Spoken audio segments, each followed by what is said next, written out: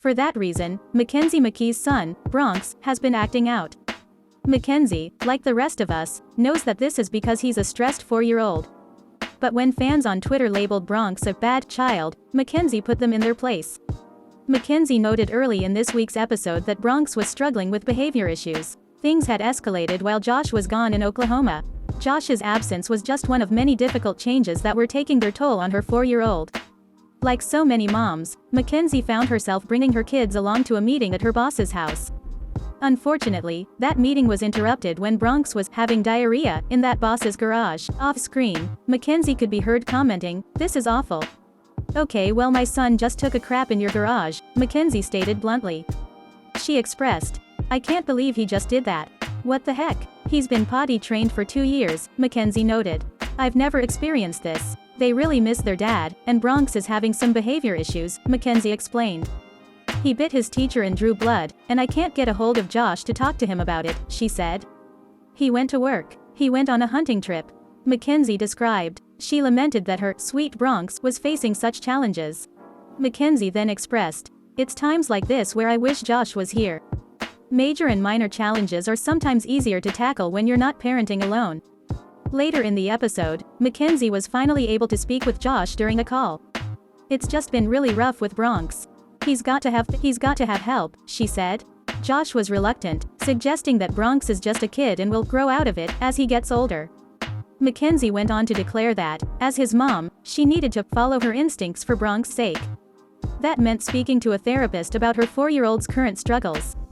She told the therapist that Bronx was constantly showing anger, refusing to follow rules and questioning authority.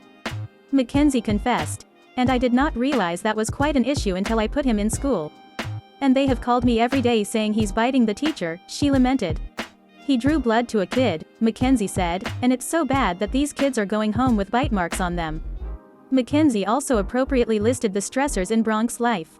That meant a lot of changes, including, and especially, the tragic death of Angie after a lengthy cancer battle. Mackenzie also acknowledged her marital problems, having left Josh several times, including the move to Florida. The therapist explained that Bronx's behavior was regression in order to deal with the stress. However, she noted that she could help provide him with better, healthier coping mechanisms.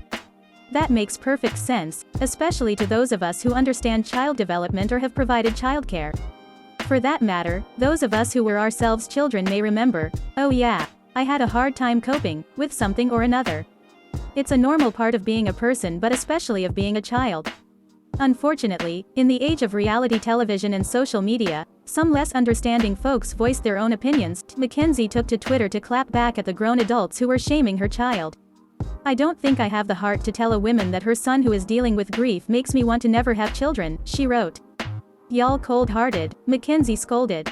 "Children are a blessing." Mackenzie told another fan that Josh tried to stay home to help with the kids.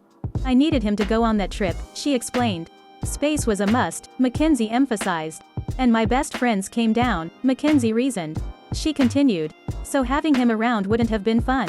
But I don't need him." Mackenzie stressed, "I am 100% not sorry for showing how hard being a mom, businesswoman is," Mackenzie wrote. And, she continued, showing the raw messiness of it.